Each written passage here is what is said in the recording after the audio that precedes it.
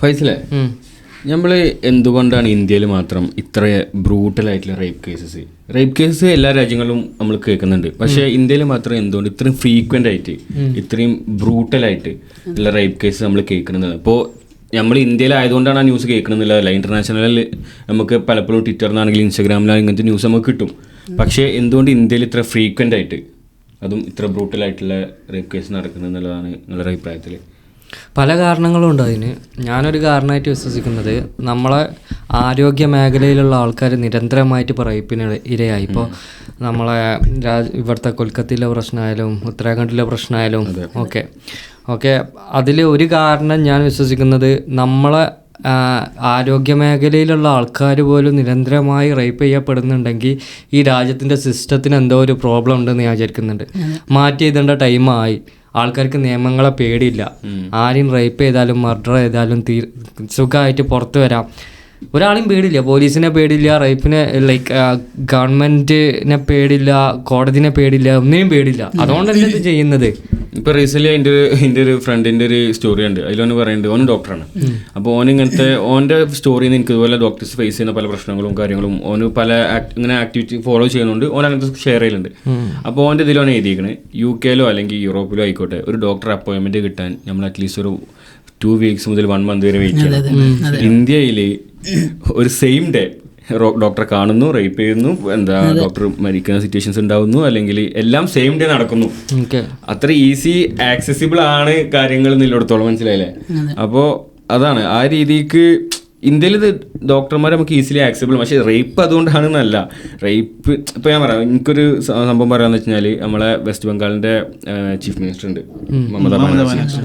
പുള്ളിക്കാരി പറഞ്ഞ സ്റ്റേറ്റ്മെൻറ്റ് ഉണ്ട്. പുള്ളിക്കാരിയുടെ ഞാൻ ഇൻസ്റ്റാഗ്രാമിൽ കണ്ടതാണ്, ഒതൻറ്റിസിറ്റി ചെക്ക് ചെയ്യേണ്ടതാണ്. പക്ഷേ ഞാൻ ഇൻസ്റ്റാഗ്രാമിൽ കണ്ട സ്റ്റേറ്റ്മെൻറ്റ് എന്താണെന്ന് വെച്ച് കഴിഞ്ഞാൽ, പുള്ളിക്കാരി പറയുന്നത് ഇന്നത്തെ കാലത്ത് ആണുങ്ങളും പെണ്ണുങ്ങളും ഇടവൈകുന്നത് കൂടുതൽ ഫ്രീക്വൻ്റ് ആയിട്ടും കൂടുതൽ ഈസി ആയിട്ടും നടക്കുന്നുണ്ട്. അതുകൊണ്ട് ഇങ്ങനെ പല റേപ്പ് കേസുകളും പൊങ്ങി വരുന്നു അല്ലെങ്കിൽ കൂടുതലായി വരുന്നു എന്നുള്ളതാണ്. പക്ഷെ അതിനോട് 100 പോയിട്ട് 150% പോലും യോജിക്കാൻ എനിക്ക് പറ്റുന്നില്ല. നമ്മളെ ഫ്രണ്ട്സുമായിട്ട്, നമ്മളെ ഫ്രണ്ട് സർക്കിളിൽ ഗേൾസ് ഉണ്ട്, നമ്മളെ എല്ലാവരുടെ ഫ്രണ്ട് സർക്കിളും ഗേൾസ് ഉണ്ട്. പക്ഷെ എന്തുകൊണ്ട് നമുക്ക് അങ്ങനെ ഒരു തോന്നൽ വരുന്നില്ല? എന്തുകൊണ്ട് ചില ആൾക്കാർക്ക് മാത്രമായിട്ട് തോന്നൽ വരുന്നേ? അതെ, ഈ വെസ്റ്റ് ബംഗാൾ നടന്ന കേസാണെങ്കിലും ഈ ഒരു സിറ്റുവേഷൻ ഉണ്ടല്ലോ, ഇപ്പോൾ ഡോക്ടർ അവരെ ഡ്യൂട്ടി ടൈം കഴിഞ്ഞതിന് ശേഷം റെസ്റ്റ് എടുക്കാൻ വേണ്ടി ഒരു റെസ്റ്റ് റൂമില്ല. വലിയൊരു ഇതാണ്. നമ്മളൊരു ഹോസ്പിറ്റലിൽ ഒരു റെസ്റ്റ് റൂമോ അവർക്കുള്ള ഒരു സൗകര്യങ്ങളും ഇല്ല. അവർക്ക് വേറൊരു രീതിയിലുള്ള ബുക്ക് വായിക്കുന്ന ഒരു ലൈബ്രറി ആയിക്കോട്ടെ, സെമിനാർ റൂം, അങ്ങനത്തെ റൂമിലൊക്കെയാണ് അവർ റെസ്റ്റ് എടുക്കാൻ വേണ്ടി പോകുന്നത്. അപ്പോൾ അതുപോലും ഡോക്ടേഴ്സിന് ഇല്ല. അപ്പോൾ അത്രയ്ക്കും നമ്മളൊരു സിസ്റ്റം എത്ര കണ്ട് ബാക്ക്വേർഡാണ് നമ്മൾ ചിന്തിക്കണം. ഇതിപ്പോ ഇതിൽ പറഞ്ഞത് 36 മണിക്കൂർ, ഈ മീൻസ് ഇപ്പോഴത്തെ ഈ കുട്ടി 36 മണിക്കൂർ വർക്ക് ചെയ്തതിന് ശേഷം ഭക്ഷണം കഴിച്ചിട്ട് റെസ്റ്റ് എടുക്കാൻ പോയത്, അതും സെമിനാർ ഹാളിൽ. എന്നിട്ടാണ് ഈ സംഭവം നടക്കുന്നത്. അപ്പോൾ അതിൻ്റെ ഒരു ഇത് എത്രയാണ്, അതായത് ആ കുട്ടി അത്രയും ടയേർഡായിട്ട് നിൽക്കുന്ന ഒരു സമയമായിരിക്കും അത്. അത് മാത്രമല്ല, ഇതിലിപ്പോ ആ വെസ്റ്റ് ബംഗാൾ നടന്ന കേസിലാണെങ്കിലും അവിടെ ഫുൾ സപ്പോർട്ട് ഇതില് ഹോസ്റ്റലിലുള്ള ഗാർഡോ അങ്ങനെ സിവിൽ ഗാർഡ് പിന്നെ ബാക്കിയുള്ള ആൾക്കാരുടെ സപ്പോർട്ടൊക്കെ കൂടിയിട്ടാണ്. ഇവരിപ്പോ പറയുന്നത് ഇപ്പോൾ ഒരാൾ ചെയ്തത് ഒരിക്കലും അല്ല. ഈ ഒരു കാര്യം ഒരാളെ കൊണ്ട് ചെയ്യാൻ പറ്റുന്നതല്ല. അപ്പൊ ഇതിൽ ഗ്രൂപ്പ് ഓഫ് പീപ്പിൾ ഞാൻ കണ്ടൊരു ഇൻഫർമേഷൻ ഉണ്ട്. അതായത് ഏകദേശം 150 ml സെമൻ ആണ് ആ ഒരു കുട്ടിയുടെ ബോഡിയിൽ നിന്ന് അവർക്ക് കിട്ടിയതെന്നാണ് പറയുന്നത്. പക്ഷെ ഒരാൾ ആണെന്നുണ്ടെങ്കിൽ ഒരിക്കലും അത്രയും ml സെമന് കിട്ടൂല. അതായത് ആ ഒരു ഫൈൻഡിങ്സിൽ പറയണമെന്ന് വെച്ച് കഴിഞ്ഞാൽ 6 മുതൽ 10 പേര് വരെ ഇതിൽ ഇൻവോൾവ് ആയതുകൊണ്ടാണ് അത്രയും ക്വാണ്ടിറ്റി സെമൻ. അത് തള്ളി പറയുന്നവരുണ്ട് കേട്ടോ. ഈ പറഞ്ഞ സ്റ്റേറ്റ്മെന്റ് അവിടുത്തെ ചില ഹോസ്പിറ്റൽസ് ഒക്കെ അങ്ങനെയല്ല. ഈ എന്താ പറയുന്ന ഗാർഡ് ചെയ്യാണ്, പൊളിറ്റിക്കലായിട്ടും ബാക്കിയുള്ള ആൾക്കാരായിട്ടും മൊത്തത്തിൽ ഇവരെ സംരക്ഷിക്കാണ്. നമ്മുടെ റൂൾസ് ഇതായിട്ടോ ഇല്ലല്ലോ, പുറത്ത് തന്നെ അവർക്ക് നല്ല ബാക്ക് സപ്പോർട്ട് അവർക്ക് നൽകുന്നുണ്ട്. ഇപ്പോൾ പ്രതികൾക്കാണെങ്കിലും മൊത്തത്തിൽ ഇവരെതിരെ ആക്ഷൻ എടുത്താലും ഇവർക്ക് ഫുൾ സപ്പോർട്ടാണ്. മൊത്തത്തിൽ അവർ അന്ന് ഇൻഡിപെൻഡൻസ് ഡേന്റെ ഒരു ദിവസം മുമ്പ് രാത്രിയാണല്ലോ മൊത്തത്തിൽ എല്ലാവരും പ്രൊട്ടസ്റ്റ് നടത്തിയത്. ഈ പ്രൊട്ടസ്റ്റിന്റെ അഗെയിൻസ്റ്റ് ആയിട്ട് കുറെ ആൾക്കാർ, ഒരു ഗ്രൂപ്പ് ഓഫ് പീപ്പിൾ ഒന്ന് അറ്റാക്ക് ചെയ്യാം. ഇതൊക്കെ ഒരു സ്വാഭാവികമായിട്ട് ഒരു സ്ഥലത്ത് നടക്കുന്ന ഇതല്ലല്ലോ. എന്നിട്ട് ഇവർ മൊത്തം അവിടെ ആരൊക്കെ ഉണ്ട് എല്ലാത്തിനും അടിച്ചു മൊത്തം. അതിന്റെ വീഡിയോസ് ഒക്കെ ഇൻസ്റ്റാഗ്രാമിലുണ്ട്. ഏകദേശം 500-1000 ഗുണ്ടകൾ എന്നാണ് പറയപ്പെടുന്നത്. ഗുണ്ടകൾ ഈ പ്രൊട്ടസ്റ്റ് നടത്തുന്ന സ്റ്റുഡൻസിനെതിരെ അതായത് ആ ഒരു പ്രൊട്ടസ്റ്റ് നടക്കുന്ന സമയത്ത് അവർ വന്നിട്ട് അവിടുന്ന് അവർ ക്ലിയർ ചെയ്യാണ്, അതായത് അടിച്ചോടിക്കുകയാണ്, അവരെ ആ ഒരു പ്രൊട്ടസ്റ്റ് തകർക്കുകയാണ്. അപ്പോൾ അങ്ങനെ അത്രയും അത്രയും ആൾക്കാർ വന്നിട്ട് ഇവർക്കെതിരെ അല്ലെങ്കിൽ ഈ പ്രൊട്ടസ്റ്റ് അടിച്ചമർത്താൻ ശ്രമിപ്പിക്കുന്നുണ്ടെങ്കിൽ അത്രയും ഉള്ള ആളുകൾ മനസ്സിലായില്ല, അതിന് സപ്പോർട്ട് ചെയ്യാന്നുള്ളത്. ഇപ്പോൾ രാഷ്ട്രീയക്കാരായിക്കോട്ടെ, ഇപ്പോൾ സ്ഥലം MLA ആയിക്കോട്ടെ, അങ്ങനെ എന്തോ ആയിക്കോട്ടെ, പക്ഷേ ഇത് എന്തിനത് ആരെയാണ് ഇവർ സപ്പോർട്ട് ചെയ്യുന്നത്? ജനങ്ങളെയാണ് സപ്പോർട്ട് ചെയ്യുന്നത്? അതായത് ഈ ഇപ്പോൾ ഇത് മാത്രമല്ല, ഇപ്പോൾ ഈ 1 വീക്കിന്റെ ഇടയിൽ കുറേ റേപ്പ് കേസസ്, അതായത് ഇവിടെ യുപിയിലാന്ന് തോന്നുന്നു ദളിത് പെൺകുട്ടിയെ റേപ്പ് ചെയ്ത കേസ്. പിന്നൊരു കാര്യം, ഈ ഹരിയാനയിൽ ഇപ്പോൾ ജയിലിലുള്ള ആളുണ്ടല്ലോ, അയാളെ പേരെനിക്ക് കറക്റ്റ് അറിയില്ല, അയാളിപ്പോൾ ജയിലിൽ നിന്ന് പുറത്തിറങ്ങി, അല്ലെ ഹരിയാന ഇലക്ഷന് വേണ്ടി മാത്രം. അപ്പോൾ ഒരു റേപ്പ് വിക്ടിമാണ്, പല രീതിയിലും റേപ്പ് കേസിൽ ഇപ്പോൾ അകത്ത് പോയ ആളാണ്, ജീവപര്യന്തം. ബൽക്കിസ് ബാനുവിനെ റേപ്പ് ചെയ്ത അവര് ഇറങ്ങിയപ്പോ മാലട്ടിട്ടാണ് സ്വീകരിച്ചത്. ഗുജറാത്തിലാണ് അത്. ഈ ഗുജറാത്ത് റൈറ്റിന്റെ ടൈമാണ് ഇത്. ഹരിയാനയിലുള്ള അയാളാണ്. അയാൾ കുറെ പ്രാവശ്യം ഇങ്ങനെ വിക്ടിം, അയാളിപ്പോ ജീവമരത്തിലുള്ള ടൈമിൽ തന്നെ ജയിലിൽ നിന്നതിനായിട്ട് കൂടുതൽ അയാൾ പുറത്താണ്, പരോളിലാണ് അയാളുള്ളത്. പത്തർക്കും സപ്പോർട്ടാണ്. അതല്ലേ പറഞ്ഞ, ഇന്ത്യയിൽ ഒരാൾക്ക് നിയമത്തിനെ പേടില്ല, എന്തും ചെയ്യാന്നുള്ള ധൈര്യമുണ്ട്. അതെ അതെ. ഇതിലിപ്പം അത് മാത്രല്ല, ഇതിലിപ്പം ആ കുട്ടീനെ മീൻസ് അങ്ങനെ ചെയ്ത സമയത്ത് ആ കോളേജ് പ്രിൻസിപ്പാൾ പറഞ്ഞൊരു ഡയലോഗ് ഉണ്ട്. അതായത് ഈ കുട്ടി എന്തിനാണ് ആ അർദ്ധരാത്രി, അതായത് ഇത് കേസ് നടക്കുന്നത് 1 മണിൻ്റെയും 3 മണിൻ്റെ ഇടയിലാണെന്നുള്ളതാണ് പോസ്റ്റ്മോർട്ടം റിപ്പോർട്ട്. അപ്പം അതായത് ഈ കോളേജ് പ്രിൻസിപ്പാൾ ചോദിക്കുന്ന ചോദ്യം എന്താണെന്ന് വെച്ചാൽ, ഈ സമയത്ത് എന്തിനാണ് കുട്ടി അവിടെ പോയത് എന്നുള്ളതാണ്. അപ്പോൾ ഇതുവരെ നോക്കുന്നില്ല. അതായത് ഇവർക്കിപ്പോൾ സാത്ത് പറഞ്ഞ പോലെ ഇവിടെ റെസ്റ്റ് റൂം ഉണ്ടോ അല്ലെങ്കിൽ റെസ്റ്റ് എടുക്കാനുള്ള ഒരു സ്പേസ് അവർക്കില്ല. അത് കഴിഞ്ഞ് 36 മണിക്കൂർ ഡ്യൂട്ടി കഴിഞ്ഞതിന് ശേഷം തളർന്ന് കിടന്ന് ഉറങ്ങാൻ പോയതാണ് കുട്ടി പാവം. എന്നിട്ട് മീൻസ് ഒന്നുമില്ലെങ്കിലും അങ്ങനത്തെ ആ ഒരു ബോഡി കണ്ടാൽ തന്നെ അറിയാം അത് ഇതേ പ്രിൻസിപ്പാള് 2-3 ദിവസം കഴിഞ്ഞ് വേറൊരു ഇതിൽ പോയി ജോയിൻ ചെയ്യാം. ഇവിടുന്ന് റിസൈൻ ചെയ്ത് പ്രൊമോഷൻ കിട്ടി വേറൊരു. ഇത് നിങ്ങളൊക്കെ എന്തുകൊണ്ടാണ് ഇപ്പോൾ ലൈക്ക് ഇനിയിപ്പോൾ ഈ ഒരു ഇന്ത്യയിലൊരു സിസ്റ്റം വെച്ച് നോക്കുകയാണെങ്കിൽ ഇങ്ങനത്തെ ഒരു ഇൻസിഡൻറ്റ് ഉണ്ടാകുന്നു, കുറേ ആൾക്കാർ പ്രൊട്ടസ്റ്റ് ചെയ്യുന്നു, മാധ്യമങ്ങൾ ഏറ്റെടുക്കുന്നു, പിന്നെ കുറേ കാലം കഴിഞ്ഞാൽ മാധ്യമങ്ങൾ ഇതിനെക്കുറിച്ച് സംസാരിക്കാതിരിക്കുമ്പോൾ ആൾക്കാർ ഇത് മറക്കുന്നു, അടുത്ത ഇൻസിഡൻറ്റ് വരുന്നു, ആ ഒരു സർക്കിൾ ഇങ്ങനെ നടന്നുകൊണ്ടിരിക്കുകയാണ്. അപ്പോൾ ഇത് എന്തുകൊണ്ട് ഇന്ത്യയിൽ ഇങ്ങനെ വീണ്ടും വീണ്ടും ആവർത്തിക്കുന്നു എന്നുള്ളതിന് നിങ്ങളെ ഇപ്പോൾ നമ്മളെ പ്രധാനമന്ത്രിയുടെ സ്റ്റേറ്റ് തന്നെ എടുക്കുക. ഗുജറാത്തിലൊരു ദിവസം 50ൻ്റെ മുകളിൽ ആൾക്കാർ റിപ്പോർട്ട് ചെയ്യുന്ന ഒഫീഷ്യലായിട്ടുള്ള റിപ്പോർട്ട് പ്രകാരം 50ൻ്റെ മുകളിൽ സ്ത്രീകൾ റേപ്പ് ചെയ്യപ്പെടുന്നുണ്ട്. കേരളത്തിലും അത്യാവശ്യം കുഴപ്പമില്ലാത്ത നമ്പേഴ്സ് ഉണ്ട്. നോർത്തിലെ കേസ് എല്ലാവരും ഒന്നും റിപ്പോർട്ട് ചെയ്യില്ല പോലീസ് സ്റ്റേഷനിൽ. വരെ പേടിയാണ്.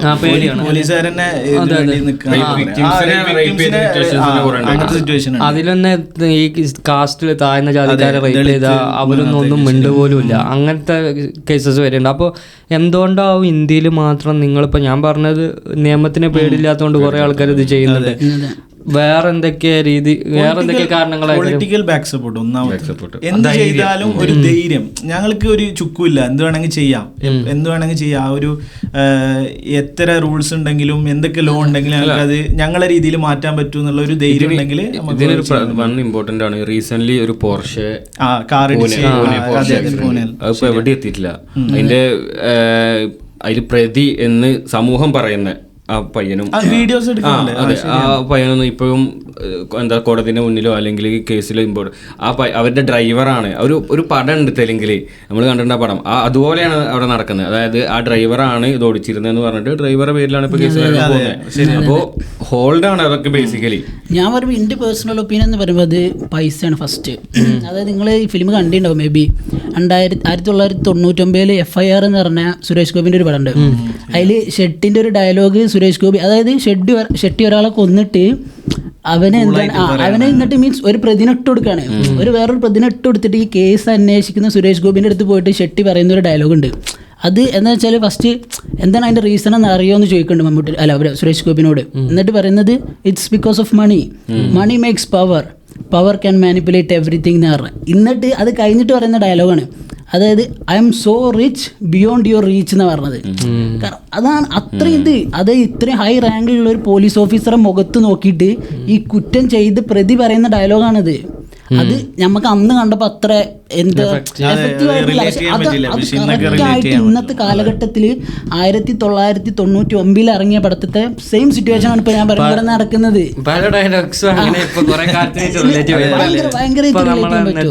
എന്താണ് മറ്റേ ജയറാമും മറ്റേ ഇയാളുള്ള പടത്തിലെ ലിഫ്റ്റ് കേടെന്നും എന്ന് ഈ ലിഫ്റ്റ് ശരിയാവുമെന്ന് ചോദിക്കുന്നുണ്ടല്ലോ. ഏതാണ് ആ പടം ഞാൻ ഓർക്കുന്നില്ല. അത് എന്ന് ഇസ്രായേൽ ഫലസ്തീൻ യുദ്ധം തീരുന്നു അന്ന് ഈ ലിഫ്റ്റ് ശരിയാവുമെന്ന് പറഞ്ഞിട്ടുണ്ട്. അല്ല ശരിക്കും അല്ല മൂപ്പര് അതിൽ തമാശ രൂപത്തിൽ പറയുന്നതാവാം. പക്ഷെ അത് ഇന്നും ആ ഡയലോഗ് പറഞ്ഞപ്പോ ഞാൻ കമ്പയർ ചെയ്യണം എന്താ പറയുക. ഇപ്പൊ നമ്മൾ യൂറോപ്പിലാണ് നിൽക്കുന്നത്. ഇപ്പൊ യൂറോപ്പിൽ റേപ്പ് കേസസ് ഉണ്ട്, ഇല്ലാന്ന് ഞാൻ പറയണില്ല. എന്താ റേപ്പ് കേസ് അത്യാവശ്യം റിപ്പോർട്ട് ചെയ്യുന്ന രാജ്യങ്ങൾ യൂറോപ്പിലുണ്ട്. പക്ഷെ എന്നിരുന്നാലും കമ്പയർ ടു ഇന്ത്യ എന്തുകൊണ്ടാണ് ഇവിടെ കുറവ് എന്നുള്ളത് നമ്മൾ ചിന്തിച്ചാൽ മതി. എന്തുകൊണ്ടാണ് ഇന്ത്യയിൽ ഇത് കൂടുതലും ഇവിടെ കുറവ് എന്നുള്ളത് ചിന്തിച്ചാൽ തന്നെ നമുക്ക് ചിലപ്പോൾ ലൈക്ക് ഒരു ബേസിക് ആൻസർ കിട്ടും. അതായത് ഇവിടെ ഇപ്പോൾ ഞാൻ പറഞ്ഞു, ഇവിടെ ഇപ്പോൾ പൈസ ഉണ്ടെങ്കിൽ പോലും നമുക്ക് മാനിപ്പുലേറ്റ് ചെയ്യാൻ പറ്റുന്നതിനൊരു ലിമിറ്റ് ഉണ്ട്. ലൈംഗിക ദാരിദ്ര്യം എന്ന് പറഞ്ഞത് ഭയങ്കര ഇമ്പോർട്ടന്റ് അതാണ്. പിന്നെ അത് മാത്രമല്ല, ചില ലൊക്കാലിറ്റികളിലെ അവർക്കൊരു ഡോമിനേഷൻ ആണ്. ഈ നോർത്തിലൊക്കെ പോയാൽ നിങ്ങൾക്ക് അറിയാം, ചില ലൊക്കാലിറ്റിയിൽ നമ്മൾ ചെല്ലുമ്പോൾ നമുക്ക് തന്നെ പേടിയാ. ഈ ഒരു സ്ഥലം പല ആൾക്കാർ അണ്ടറിൽ ഡോമിനേഷൻ ആയിട്ട് നിൽക്കുന്ന സ്ഥലം. അവിടെ ഒരു പെണ്ണ് കയറി ചെല്ലുക എത്ര പേടിയാന്ന് പറയാം. അങ്ങനത്തെ ഒരു ചെറിയ ചെറിയ ലൊക്കേഷനിൽ ചെറിയ ചെറിയ കോളനികളൊക്കെ അവരെ ഫുൾ കൺട്രോളിലാണ്. അവിടെ പോലീസുകാരും അതൊന്നുമില്ല. അവർ പറയുന്നതാണ് റൂൾ, അവർ ചെയ്യുന്നതാണ് ഇത് എന്നുള്ള ഒരു ഇത് വരുമ്പോൾ അങ്ങനത്തെ ഒരു നോർത്തിലൊക്കെ ചില ഏരിയസിൽ അവിടെ പൊളിറ്റിക്കൽ പാർട്ടീസിനല്ല ഇൻഫ്ലുവൻസ് ചില ഇതേപോലത്തെ അതിന് ഇപ്പൊ ഈ പറഞ്ഞ സെയിം സാധനത്തിന് വളരെ നല്ലൊരു എക്സാമ്പിൾ ആണ്. ഇലക്ഷൻ സമയത്ത് നമ്മൾ ഇൻസ്റ്റാഗ്രാമിലും ട്വിറ്ററിലൊക്കെ ലീക്കായ ചില വീഡിയോസ് ഉണ്ട്. അതായത് EVM-ൽ ഒരു MLA പയ്യൻ വന്നിട്ട് വോട്ട് ചെയ്യുന്നുണ്ട്. അതേപോലെ വേറൊരു പയ്യൻ സെൽഫി വീഡിയോ എടുത്ത് വോട്ട് ചെയ്യുന്നുണ്ട്. അത് അവരുടെ ലോക്കൽ പവറാണത്. ബൂത്തിൽ നിൽക്കുന്ന ആൾക്കാർ എന്ത് ചെയ്യുന്നുണ്ടോ അപ്പൊ അവർക്ക് അത്രക്ക് പവർ വേറെ ഒരാളൊന്നും പറയാൻ ഇതാക്കൂല. നാളെ അവനെ ജീവിക്കാൻ സമ്മതിക്കും. അങ്ങനത്തെ സാധനങ്ങളൊക്കെ കാണുമ്പോൾ തന്നെ ലൈക്ക് അങ്ങനത്തെ വീഡിയോസ് ഒക്കെ കാണുമ്പോൾ നമുക്ക് അറിയാം ലൈക്ക് പക്ഷെ ആ കാര്യത്തിൽ കേരളത്തിനെ കുറിച്ച് സംസാരിക്കുകയാണെങ്കിൽ ഫാർ ബെറ്റർ ആണ്. കമ്പയർ ടു നോർത്ത് എന്ന് പറഞ്ഞാൽ നമുക്ക് കേരളത്തിനെ കുറിച്ച് സംസാരിക്കുമ്പോൾ നമ്മൾ എത്ര ബെറ്റർ ആണ് ആ ഒരു കാര്യത്തിൽ. നമുക്ക് ആ സിസ്റ്റം ഉണ്ടായിരുന്നു കേട്ടോ. ഈ തറവാട്ടുകാർ തീരുമാനം എടുക്കുന്ന സിസ്റ്റം ഒക്കെ നമ്മളെ നാട്ടിലൊക്കെ ഉണ്ടായിരുന്നു. പക്ഷെ അതൊക്കെ പൊളിച്ചിട്ട് വർഷങ്ങളായി. ഇപ്പൊ തറവാട്ടുകാർക്ക് ആ തറവാട് പേരുണ്ട് എന്നല്ലാതെ കല്യാണം ആലോചിക്കുമ്പോൾ മാത്രമേ ഉള്ളൂ ഇപ്പൊ തറവാട് പേരിന് ബലം. വേറെ കാര്യത്തിനൊന്നും തറവാട് പേരിന് ബലങ്ങളില്ലാതെ മാറി. ഇപ്പോഴും തറവാട്ട് പേരിന് ബലം ഉണ്ടെങ്കിൽ പാണക്കാട് തറവാടാണ് എല്ലാവരും ഒരേപോലെ കാണുന്നത്. ജാതി മതങ്ങളൊന്നും ഇല്ലാതെ അവരെ തീരുമാനങ്ങൾ പലവരും വാല്യൂ എടുക്കുന്നുണ്ട്. പിന്നെ അതേപോലെ തന്നെ അപ്പോൾ ഇന്ത്യയിൽ ഇനിയും ഇത് വന്നുകൊണ്ടേയിരിക്കും. അത് ഒരു ഇൻഡിവിജ്വൽ ഇതിൽ നമുക്ക് ഇതിൽ എന്താ ചെയ്യുക, നമുക്ക് ഇതിൽ എന്ത് റോളാണുള്ളത്, അല്ലെങ്കിൽ ഇങ്ങനത്തെ ഒരു ന്യൂസ് കാണുമ്പോൾ അല്ലെങ്കിൽ ഇതിന് ഇപ്പോൾ ഞാൻ ഈ വീഡിയോ കാണുന്ന ഒരു ഇൻഡിവിജ്വൽ അല്ലെങ്കിൽ ഞാൻ പേഴ്സണലി നിഷിൻ, ഞാൻ എനിക്ക് ഇതിലെന്ത് ഈ ഒരു മാറ്റം കൊണ്ടുവരാൻ പറ്റും? അത് ഞാനും പലപ്പോഴും ചിന്തിച്ചിട്ടുള്ളൊരു ഒന്നാമത്തെ കാര്യം എഡ്യൂക്കേറ്റ് ചെയ്യാന്നുള്ള ഇതിൽ രണ്ടാൾക്കാരെയും, അതായത് ഇനി ഭാവിയിലുള്ള കുട്ടികളെ നമുക്ക് ചെയ്യാൻ പറ്റുന്ന ബേസിക്കലി നമ്മളെ സറൗണ്ടിങ്ങിലുള്ള ആൾക്കാർ അല്ലെങ്കിൽ നമുക്ക് ഇൻഫ്ലുവൻസുള്ള ആൾക്കാരുണ്ടാവുമല്ലോ. ബേസിക്കലി നമ്മളെ കസിൻസ് ആയിക്കോട്ടെ അല്ലെങ്കിൽ നമ്മളെ യങ്ങർ ഓൺ ബ്രദേഴ്സോ അല്ലെങ്കിൽ കസിൻ ബ്രദേഴ്സോ ഒക്കെ ആയ സമയത്ത് അവർക്ക് പ്രോപ്പർ എഡ്യൂക്കേറ്റ് ചെയ്യുന്നത് നമുക്ക് ചെയ്യാൻ പറ്റും. അങ്ങനെ ഒരു ജനറേഷനെ നമ്മൾ ബിൽഡ് ചെയ്തെടുക്കണം. ശരിയാ. പക്ഷെ ഇതിൽ എഡ്യൂക്കേഷൻ മാത്രം എന്ന് പറയാൻ പറ്റൂല. നമുക്ക് ഇതിൽ പല കാരണങ്ങളും ഉണ്ടാവാം. എന്തുകൊണ്ട് ഇപ്പൊ നിങ്ങൾ പറഞ്ഞ മാതിരി ദാരിദ്ര്യം ദാരിദ്ര്യം നല്ലുണ്ട് നമ്മളെ നാട്. ഞാൻ ഇതിന്റെ മുമ്പ് സംസാരിച്ചല്ലേ നമ്മളെ നാട്. അല്ലെങ്കിൽ ഇപ്പോൾ ഇനാഗ്രേഷൻ നടിമാർ വരുമ്പോൾ ഓടിപ്പോയില്ലല്ലോ ആൾക്കാർ. അതിന് മുമ്പ് ഞാൻ ഡിസ്കസ് ചെയ്ത കാര്യമാണ്. അതുകൊണ്ടല്ലേ ലൈക്ക് നമ്മളെ നാട്ടിൽ ഇപ്പോൾ ഓൺലി ഫാൻസിന് സിമിലർ ആയിട്ടുള്ള വെബ്സൈറ്റ്സ് എത്തി നിഷിനെ. ഇതൊന്നും എത്തുന്നതായി ഇപ്പോൾ ലൈക്ക് ഇപ്പോൾ നമ്മളെ നാട്ടിൽ ഏറ്റവും കൂടുതൽ എൻഗേജ്മെൻറ്റ് ഇൻസ്റ്റാഗ്രാമിൽ എങ്ങനെ ഉണ്ടാക്കണം എന്നറിയുന്നത് പെൺകുട്ടികൾക്കാണ്. എല്ലാ പെൺകുട്ടികളും ജനറലൈസ് ചെയ്ത് പറയല്ല. ചില പെൺകുട്ടികൾക്ക് കറക്റ്റ് അറിയാം എവിടെയാണ് ആണുങ്ങളെ വീക്ക് പോയിന്റ്. അതിന് പിടിച്ചുകാണ്ട് ലൈക്സ് കൂട്ടാനും കമന്റ് കൂട്ടാനും അറിയുന്ന പെൺകുട്ടികൾ ഇഷ്ടം പോലെ. അതിന് വീണ് പോകേണ്ടവരുണ്ട്. അതിൽ പോയിക്കാണ്ട് എന്തെങ്കിലും ഒരു ആണായിട്ട് എന്തെങ്കിലും ഇത് മോശമാണെന്നോ അത് ചെയ്യുന്നത് ശരിയല്ലെന്നോ എൻ്റെ പാരൻസ് ഇത് കാണുന്നില്ലേന്നോ ഇത് വേറൊരു ആളെ മോളല്ലേന്നോ എന്ന് പറഞ്ഞ് കമന്റ് ഇട്ടിട്ടുണ്ടെങ്കിൽ അതിൻ്റെ അടിയിലുണ്ടാകും കുറച്ച് ആൾക്കാർ തെറി പറയുന്നത്. താൻ എന്തിനാണോ അതൊക്കെ നോക്കുന്നത്, തൻ്റെ വീട്ടിലാണ് അവളെ ഫ്രീഡം അല്ല, അവളെ ബോഡി. പക്ഷെ ഇതിൽ അത് മാത്രമല്ല, ഇപ്പോൾ നിങ്ങൾ പറഞ്ഞ പോലെ ഇപ്പൊ ഈ സെയിം കണ്ടന്റ് ഒരു ആൺകുട്ടി ചെയ്ത് കഴിഞ്ഞാൽ ഓൻ അത്ര റീച്ച് ഇല്ല. ഇപ്പൊ ഒരു പെൺകുട്ടി ഒരു കണ്ടന്റ് ചെയ്തു, ആ സെയിം കണ്ടന്റ് ഒരു ആൺകുട്ടി ചെയ്തു, അപ്പൊ ഇതിന് രണ്ടും ലൈക്കും കമന്റ്സും എടുത്ത് നോക്കി കഴിഞ്ഞാൽ ഈ പെൺകുട്ടിക്കാണ് കൂടുതൽ. അപ്പം എന്തുകൊണ്ടാണ് അത് ഇപ്പോഴും ആ ഒരു സിസ്റ്റം ഇപ്പോഴും നമ്മുടെ നാട്ടിൽ നിലനിൽക്കണമെന്ന് ചോദിച്ചാൽ നമുക്ക് കറക്റ്റായിട്ട് ആൻസർ ഇല്ല അതിന്. അതങ്ങനെയാണ്, ഹ്യൂമൻ മെന്റാലിറ്റി അങ്ങനെയാണ്. ഗേൾസ് അട്രാക്റ്റീവ് ഗേൾസിനെ മെറ്റീരിയലിസ്റ്റിക് ആയിട്ട് ബിസിനസ്സിന് മാത്രം കാണുന്ന ബ്രാൻഡ്സ് ഉണ്ട്. നിങ്ങൾ നോക്ക്, യൂറോപ്പിൽ ഏറ്റവും കൂടുതൽ ക്ലോത്തിങ് ബ്രാൻഡ്സിൽ നോക്കാൻ വെച്ചാൽ അവരെ വെച്ചിട്ടാണ് കൂടുതൽ പ്രോഫിറ്റബിൾ ആവുന്നത്. കൺസ്യൂമേഴ്സ് ഏറ്റവും കൂടുതൽ ആരാവും?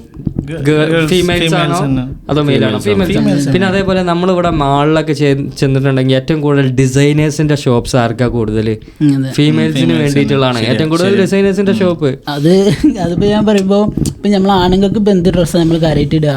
നമ്മളൊരു ഷർട്ട്, ഒരു ടീഷർട്ട്, ഒരു പാന്റ്, ഒരു തുണി. പക്ഷെ പെൺകുട്ടിയൊക്കെ അങ്ങനെയാണോ?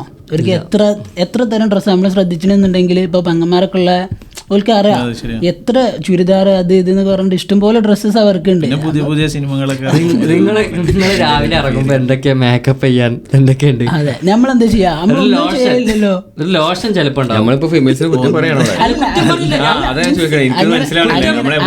അല്ല, ഞാൻ പറയുന്നത് പൊതുവെ ആണുങ്ങൾ ഇങ്ങനത്തെ കാര്യങ്ങളിൽ നോക്കുകയാണെങ്കിൽ ലൈക്ക് നമ്മളെത്രത്തോളം ഇങ്ങനത്തെ കാര്യങ്ങൾ കൺസ്യൂം ചെയ്യുന്നതും ഗേൾസ് എത്രത്തോളം ചിലപ്പോ ഒരു വിഭാഗം ആൾക്കാരുണ്ട് ഇപ്പൊ ബ്യൂട്ടി കോൺഷ്യസ് ആയിട്ടും പിന്നെ അങ്ങനത്തെ റീൽസ് ഒക്കെ ചെയ്യുന്നത്.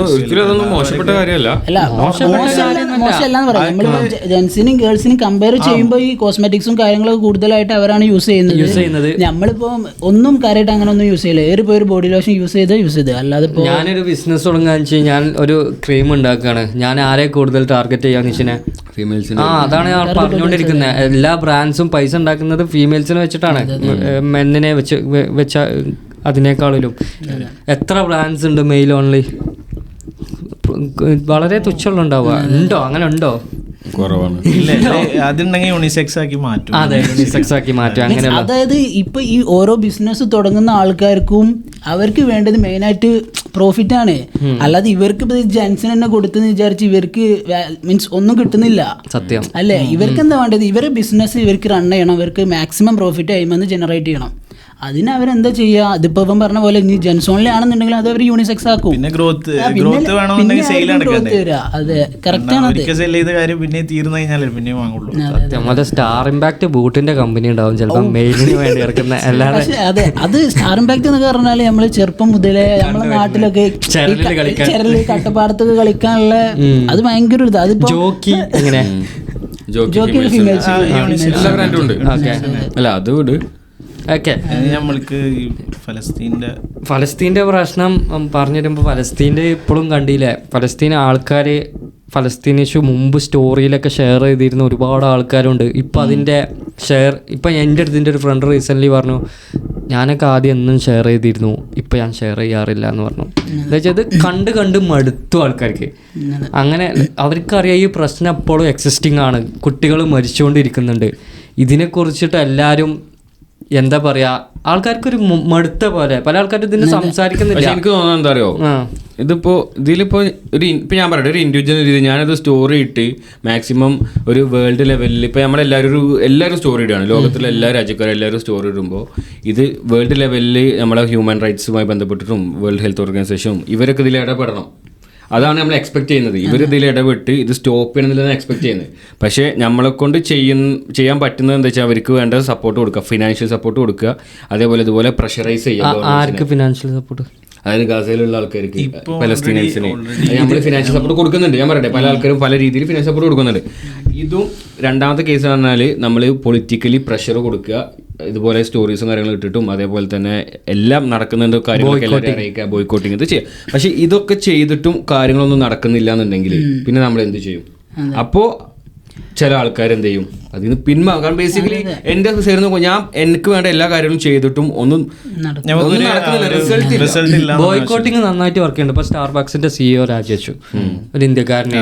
അവര് മാറ്റി, അവര് എത്ര ബില്യൺസിന്റെ നഷ്ടമൊക്കെ വന്നിട്ടുണ്ട് എന്നാണ് റിപ്പോർട്ട്സ് പറയുന്നത്. പക്ഷെ അത് മാത്രല്ല, പുതിയൊരു CEO ഞാൻ കാണിച്ചില്ലേ, ഒരു പുതിയ CEO അവൻ ജോയിൻ ചെയ്ത മൂപ്പർക്ക് എത്രയോ ഇത് 978 കോടി ഇന്ത്യൻ റുപ്പി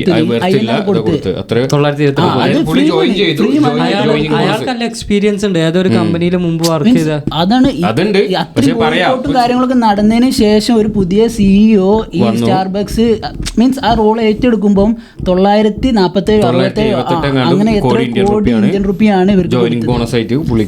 ഇപ്പോ ഇതില് ഫലസ്തീന്റെ കേസിലൊക്കെ ഏറ്റവും വലിയ ചർച്ച നടക്കുന്നത് ഇസ്മായിൽ അനിയ കൊലപ്പെടുത്തിയതാണ്. അതായത് ഇസ്മായിൽ അനിയ ഈ ഇതിലുണ്ടാകും ഹമാസിന്റെ ലീഡറായിട്ടുള്ള ടൈമിന്റെ സമയത്ത് തന്നെയാണ് കൊല സംഭവിക്കുന്നത്. പക്ഷെ ഇപ്പോഴത്തെ പുതിയ ഹമാസിന്റെ ലീഡർ ആരാന്ന് ചോദിച്ചപ്പോ ഈ യഹിയ സിൻവർ ഗാസയിൽ തന്നെ ഉള്ള ആളാണ് യഹിയ സിൻവർ. അപ്പോൾ യഹിയ സിൻവർ ഇസ്മായിൽ അനിയ രണ്ടാളെ കമ്പയർ ചെയ്യുമ്പോൾ ഇസ്മായിൽ അനിയ കുറച്ചും കൂടി എങ്ങനെ പറയുന്നത് കുറച്ചും കൂടി പാവമാണ്. അയാൾ നെഗോഷിയേഷൻ തയ്യാറായ ആളാണ്. പിന്നെ ഈ ഇസ്രായേലുമായിട്ട് കൂടുതൽ അടുപ്പം എന്നുള്ള രീതിയിലല്ല, കൂടുതൽ ഈ ഗവൺമെന്റ് റിലേഷനൊക്കെ എങ്ങനെ ഇതിനെ ഒന്ന് സോൾവ് ചെയ്യാം ആ ഒരു രീതിക്ക് ചിന്തിച്ച ഒരാളായിരുന്നു ഇസ്മായിൽ അനിയ. പക്ഷേ യഹിയ സിൻവർ ഓപ്പോസിറ്റ് ആയിട്ടുള്ള ഒരാളാണ്. യഹിയ സിൻവർ 23 വർഷമാണ് ഇസ്രായേൽ ജയിലിൽ കിടന്നത്. 23 വർഷം ഇസ്രായേലിന്റെ ജയിലിൽ കിടന്നു. ജയിലിൽ കിടക്കുന്ന ടൈമിന് ഇയാൾ എന്ത് ചെയ്തെന്ന് വെച്ചാൽ ശത്രുവിനെ നല്ല രീതിയിൽ അറിയാൻ വേണ്ടിയിട്ട് ഹീബ്രു ലാംഗ്വേജ് പഠിക്കുകയാണ്. ജയിലിൻ്റെ ഉള്ളിൽ നിന്നിട്ട് ഹീബ്രു ലാംഗ്വേജ് പഠിക്കുകയാണ്. ഇസ്രായേലിൻ്റെ ഇവര് പബ്ലിഷ് ചെയ്ത പല പുസ്തകങ്ങളും ഈ ജയിലിൽ ഇവർക്ക് വേറൊരു ഇതുണ്ടല്ലോ, പുസ്തകങ്ങളൊക്കെ കൊടുത്ത ടൈമിൽ ഇയാൾ ഹീബ്രു ലാംഗ്വേജ് പഠിച്ച് പുസ്തകങ്ങളൊക്കെ വായിക്കുകയാണ്. ഈ എക്സാക്ട്ലി ഇസ്രായേലിന്റെ പോക്ക് എങ്ങോട്ടാണെന്നുള്ള രീതിയിൽ അറിയാൻ വേണ്ടിയിട്ട്. അപ്പോൾ ഇപ്പോൾ ഈ ഇസ്രായേലിന്റെ ഏജൻസി ഉണ്ടല്ലോ മൊസാദ് ഇയാളെ കൊല്ലാൻ വേണ്ടി ആര് ആയാലും ഇവർ കൊല്ലും, ഉറപ്പാണ്. ഹമാസിന്റെ ഏത് ലീഡർ ആയാലും കൊല്ലും എന്നുള്ളത് ഉറപ്പാണ്.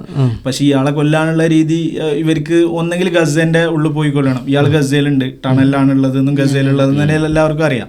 പക്ഷെ ഇയാളെ കൊല്ലാൻ പറ്റൂല. അതാണിപ്പോ ഇവരൊരു ഫൈനൽ ഇതാണ്. അങ്ങനത്തെ ഒരു ഇത്. പക്ഷെ ഇതന്നെ ഇയാളാണെന്നുണ്ടെങ്കിലും അത്യാവശ്യം പറഞ്ഞ പോലെ ഇയാൾ അത്യാവശ്യം ബോൾഡാണ് ആള്. മീൻസ് മറ്റേ ആളെ പോലെ മീൻസ് നെഗോസിയേഷനും മറ്റേ ഇതേമാതിരി കുറെയൊക്കെ ഈ വാല്യൂസ് പക്ഷെ ഇയാള് മീൻസ് കുറച്ച് സ്ട്രിക്റ്റ് ആണ്. അതായത് തിരിച്ചടിക്കുന്നുള്ള രൂപത്തിലൊക്കെ ഉള്ള ചർച്ചകളും കാര്യങ്ങളൊക്കെ വരുന്നു. എന്താന്ന് വെച്ചാൽ പുള്ളിക്കാരൻ ബ്രൂട്ടൽ ലൈഫ് 23 വർഷം 2011 ഇയാൾ പുറത്തിറങ്ങുന്നത്. ജയിൽ ജീവിതം കഴിഞ്ഞിട്ട് 4 ജീവപര്യന്ത ഒരാൾക്ക് 4 ജീവപര്യന്തം മൊത്തം കഴിഞ്ഞ് 2011 പുറത്തിറങ്ങിയ ശേഷം 2014 പിന്നെയും ഗസ അറ്റാക്ക് ചെയ്യാണ് ഇവർ അന്നത്തെ ടൈം. ഇപ്പൊ അതിന്റെ ഇടയിൽ റീസെന്റ് ആയിട്ട് നിങ്ങൾ കണ്ടിട്ടുണ്ടാവും. അതായത് ഒരു രണ്ട് ചെറിയ കുട്ടികള് 4 ദിവസമായിട്ടുള്ളല്ലോ ഈ 2 കുട്ടികളെ 4 ദിവസം പ്രായമായിട്ടില്ല.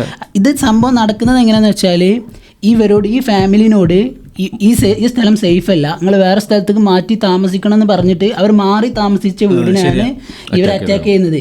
ഈ 4 ദിവസം പ്രായമുള്ള 2 ഇരട്ട കുട്ടികള്, ഇവരുടെ അമ്മ, പിന്നെ അതുപോലെ തന്നെ അമ്മൂമ്മ, ഇങ്ങനെ 4 പേരാണ് ഒറ്റയടിക്ക് മരിച്ചത്. അപ്പം ഈ സമയത്ത് ഇയാറെ എവിടുക്ക പോയതെന്ന് അറിയോ? അവിടുത്തെ വീട്ടിലെ അച്ഛൻ എവിടുക്ക പോയതെന്ന് വെച്ചാൽ ഈ കുട്ടികൾക്ക് ബർത്ത് സർട്ടിഫിക്കറ്റ് ഉണ്ടാക്കാൻ വേണ്ടിയിട്ട് പോയതാ.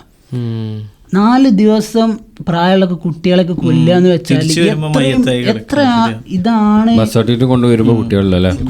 അതൊക്കെ പറഞ്ഞ ഭയങ്കരമായിട്ട് കണ്ണ് നിറക്കുന്ന സംഭവമാണ്. അതൊക്കെ നമുക്കൊന്നും ഒരിക്കലും എക്സ്പെക്ട് ചെയ്യാൻ പറ്റില്ല.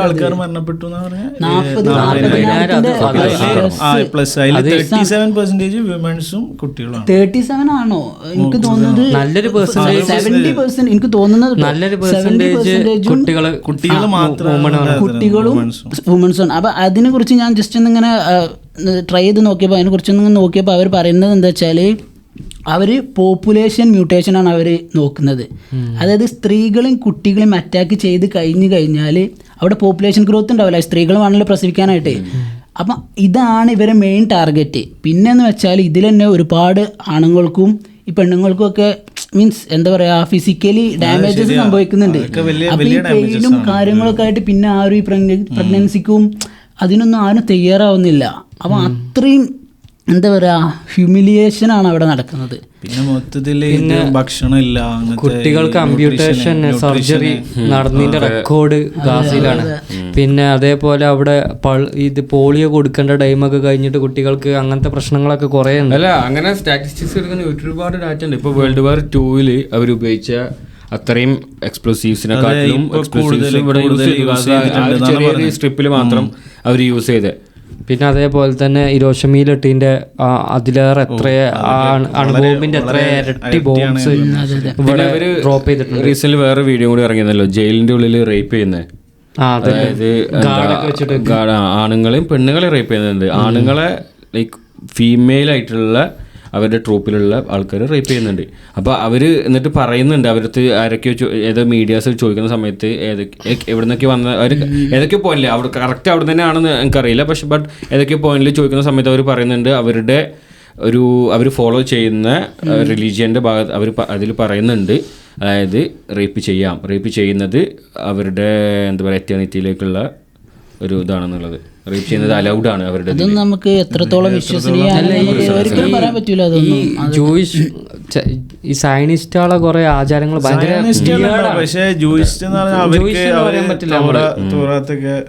ഫോളോ ചെയ്യുന്ന നല്ല ജൂതന്മാരുണ്ട്. ഈ സയനിസ്റ്റ് അജണ്ട ഫോളോ ചെയ്യുന്നവർക്ക് കുറെ വിയേർഡ് ആയിട്ടുള്ള കുറെ ആചാരങ്ങളുണ്ട്. നമുക്ക് ഈ ചെറിയ കുട്ടികളൊക്കെ ജനിക്കുമ്പോ തന്നെ കുറെ സംഭവങ്ങൾ ചിന്തിക്കാൻ പോലും പറ്റില്ല. അതെ. അപ്പൊ ഈ എന്താ പറയാ, ചില ഈ 45,000 എന്ന് പറയുന്നത് അവിടെ ചില UN കണക്കിലുള്ള റിപ്പോർട്ട്. പക്ഷെ ചിലവര് പറയുന്നുണ്ട് 100K ഒക്കെ കഴിഞ്ഞിട്ടുണ്ട് ഈ മരണങ്ങൾ പറയുന്നവരുണ്ട്. അപ്പോൾ ഈ നമ്മളൊക്കെ മുമ്പിൽ ഇത് 2024 നടക്കുന്നത്. ഇതിനൊക്കെ US തന്നെയാണ് ഫണ്ട് ചെയ്യുന്നത് എന്നുള്ള വളരെ ഇതായിട്ടുള്ള കാര്യങ്ങളൊക്കെ ഇറാനിൽ പോയിട്ട് തെഹ്റാനിൽ പോയിട്ടാണ് അയാളെ കൊന്നത്. ഈ അപ്പൊ ഇറാനിന് ഇപ്പൊ ഏറ്റവും വലിയ പ്രശ്നം ഇറാനൊരു കോമാളി ആക്കിയ രീതിയിലാണ്. ഇറാനില് വന്നൊരു ഗസ്റ്റിനെ ഇവര് വന്ന് കൊല്ലുക, ഇസ്രായേൽ മൊസാദിന്റെ ടീം വന്ന് കൊലപ്പെടുത്തുക. അപ്പൊ ഇറാന് ചിന്തിക്കുന്നത് ഇറാനെ എല്ലാവരും ഒരു പൊട്ടന്മാരാക്കി എന്നുള്ള രീതിയിൽ ഇവർക്ക് ഒരു ഇതാ. അപ്പൊ ഇറാന് ഫുൾ ഫെച്ച് വാറിന് പോകാനുള്ള കഴിവ് ഇറാനുണ്ടോ? ഇപ്പൊ ഇല്ല, ഒരിക്കലും ഇല്ല. ഇറാന് വാറൊക്കെ കഴിഞ്ഞ് ആകെ ഒരു വർഷങ്ങളായിട്ട് ഇറാഖുമായിട്ടും ബാക്കിയുള്ള കൺട്രീസൊക്കെ ആയിട്ട് വാറിൽ തന്നെ ഉള്ളത്. അപ്പോൾ ഇറാൻ്റെ കയ്യിൽ ഇനിയിപ്പോൾ ഫണ്ടോ അങ്ങനത്തെ കാര്യങ്ങളൊന്നുമില്ല. അപ്പോൾ ഇനിയൊരു വാറിന് പോകണമെന്നുള്ളത് അത് ഒരിക്കലും നല്ലതല്ല. അത് പിന്നെ വളരെ വലിയ രീതിയിൽ ഇമ്പാക്റ്റ് ഉണ്ടാക്കും. ചൈന അല്ലെങ്കിൽ റഷ്യ പോലത്തെ രാജ്യങ്ങൾ സപ്പോർട്ട് ചെയ്യും. അല്ല, ഇനി വാർ ഉണ്ടായാൽ തന്നെ മിഡിൽ ഈസ്റ്റ് ആകെ അൺസ്റ്റേബിൾ ആവും. പിന്നെ മൊത്തത്തിൽ അതൊരു വലിയൊരു സത്യം പറഞ്ഞാൽ US വേണ്ട, പെട്രോളിന്റെ വില നമ്മൾ അടിച്ച് കയറും. എന്താ വെച്ചാൽ അവരൊരു വാർ ഉണ്ടായിട്ടുണ്ടെങ്കിൽ സൗദിക്ക് ഒരു മിസൈലാണ്ട് വിടും. ആര്? ഇറാന്. എന്താ വെച്ചിട്ടുണ്ടെങ്കിൽ പെട്രോൾ അപ്പം പ്രശ്നമാണ്. പക്ഷേ ഇത് ഇപ്പൊ ഇറാന്റെ ഇപ്പൊ ചർച്ച ഖത്തറിൽ ചർച്ച നടന്ന് ചർച്ചയിലെന്തും ഇതായില്ലാം തോന്നുന്നുണ്ട്. പക്ഷെ ഈ ചർച്ച നടക്കുന്ന ടൈമിന് US ഫ്ലീറ്റ് വഴി കുറെ ആയുധങ്ങൾ എവിടേക്ക് $20 ബില്യൺ ഇസ്രായേലിലേക്ക് വിടാം. ട്രംപ് റീസെന്റ് പറഞ്ഞ സ്റ്റേറ്റ്മെന്റ് ഉണ്ടല്ലോ, അത് റിയൽ ആണെങ്കിൽ ഐമേഡ് ആണോന്ന് അറിയില്ല. അതായത് എന്താ ഹമാസ് സപ്പോർട്ടേഴ്സ് ഒക്കെ ഇവിടുന്ന് തുറച്ചു നിൽക്കുന്നു US എന്ന്. അതും പുള്ളിക്കാരൻ അങ്ങനെ പറയുന്നുണ്ട്. ഈ ഹെസ്ബുള്ളയുടെ ഹമാസിന്റെ ഒക്കെ ആൾക്കാർ ഇതിൻ്റെ ഉള്ളിൽ കയറിയിട്ടുണ്ട്, ഇവിടെ പ്രശ്നമാണ്. അത് അങ്ങനെ അയാളൊരു ബാലൻസ്ഡ് ആയിട്ടുള്ളൊരു സ്റ്റേറ്റ്മെന്റ്സാ പലയിടത്തും പറയുന്നത്. ട്രംപ് സമയത്തും പലസ്തീനെ സപ്പോർട്ട് ചെയ്തിരുന്ന ഒരാളാണ് എനിക്ക് തോന്നുന്നത്. ട്രംപിന് യുദ്ധം ഇഷ്ടമില്ലാത്ത ഒരാളാണ്. അത് ഫുൾ സപ്പോർട്ട് എന്നല്ല, യുദ്ധം ഇല്ലാത്ത സമയത്ത് എല്ലായിടത്തും അയാൾ യുദ്ധം നിർത്താൻ നോക്കുന്ന ആളാണ്. അപ്പൊ അഫ്ഗാനിസ്ഥാനിൽ അയാൾ ഭരിച്ച ടൈമിൽ 18 or 20 എങ്ങാനും മാസത്തോളം ഒരാൾ പോലും മരിക്കാതെ, ഒരു US അങ്ങനത്തെ ആൾക്കാർ മരിക്കാതെ പോയ മാസങ്ങളുണ്ട്. ഇപ്പോൾ പുള്ളിക്കാരെ ഇപ്പോൾ കബീബ് UFC റീസെൻ്റ്ലി നടന്നപ്പോൾ കഴിഞ്ഞ UFC അല്ല അതിൻ്റെ മുമ്പ് നടന്നപ്പോൾ അവിടെ ഇയാളെ പോയി കണ്ടിരുന്നു, പിന്നെ നമ്മളെ ട്രംപിനെ. അപ്പോൾ കബീബ് ഡയറക്റ്റായി പറഞ്ഞിട്ടുണ്ട്, നിങ്ങൾ വന്നിട്ടുണ്ടെങ്കിൽ പലസ്തീനിലെ പ്രശ്നം സോൾവ് ചെയ്യണം, നമുക്ക് ഒരുമിച്ച് സോൾവ് ചെയ്യണം എന്നൊക്കെ അയാൾ തിരിച്ചും പറയുന്നുണ്ട് ട്രംപ്. അപ്പോൾ ചിലപ്പം ട്രംപ് പേഴ്സണലി അങ്ങനെ ഡിസിഷൻ പറയുന്നുണ്ടാവും, പിന്നെ പുറത്ത് പറയുന്നത് വേറെ ആവും. പിന്നെ ഇവരൊക്കെ എയ്പാക്ക് ഫണ്ടഡ് ആണ്. അതായത് പിന്നെ ഇസ്രായേലിൻ്റെ സയനിസ്റ്റ് ഒരു ഇതാണ്, പൊളിറ്റീഷ്യൻസിനെ ഫണ്ട് ചെയ്യുന്ന ഓർഗനൈസേഷനാണ്. അവർ ഫണ്ട് ചെയ്തിട്ടാണ് ഒരുപാട് ഇപ്പോൾ റൈറ്റ് വിങ് ആയാലും ലെഫ്റ്റ് വിങ് ആയാലും ഒക്കെ ഈ ഇലക്ഷന് ബാക്കിയുള്ളവരെ അവരെ ക്യാമ്പയിനൊക്കെ ഉപയോഗിക്കുന്നത്. അതെ അതെ അതെ. അപ്പോൾ അങ്ങനെയൊക്കെ സംഭവങ്ങളുണ്ട്. നമ്മളിനിപ്പോൾ ബാക്ക് ടു ഈ ഫലസ്തീൻ്റെ പ്രശ്നം പറയുകയാണെങ്കിൽ എല്ലാവരും ആഗ്രഹിക്കുന്നത് നാളെ ഒരു നല്ല സമാധാനപരമായ ഒരു ദിവസം അവിടെ വരാനാണ്. അത് നമ്മൾ ഉടനെ തന്നെ കാണും എന്നുള്ള പ്രതീക്ഷയിലാണ് നമ്മൾ ഓരോ ദിവസവും അതെ നിൽക്കുന്നത് പോലും അങ്ങനെ തന്നെയാണുള്ളത്. പക്ഷേ ഇപ്പം പറഞ്ഞ പോലെ ഇറാൻ എന്തായാലും തിരിച്ചടിക്കുന്നുള്ള ഒരു സ്റ്റാൻഡിലാണ് ഇപ്പോഴും ഉള്ളത്. അതായത് ഇപ്പം പറഞ്ഞ പോലെ ഒരു ഗസ്റ്റ് അവിടെ വന്നിട്ട് ഒരു കൺട്രിയിൽ നിന്ന് കൊല്ലപ്പെടുക എന്ന് പറഞ്ഞാൽ ആ കൺട്രീനെ അത്രയും ഹ്യൂമിലേറ്റ് ചെയ്യുന്നൊരു സംഭവമാണത്. അപ്പോൾ ഇനിയിപ്പോൾ ഇതേപോലെ തന്നെ ഈ ലെബനോനും പറയുന്നുണ്ട്, ലെബനോന് ഇവരെ ഇസ്രായേലിനെ അറ്റാക്ക് ചെയ്യാനുള്ള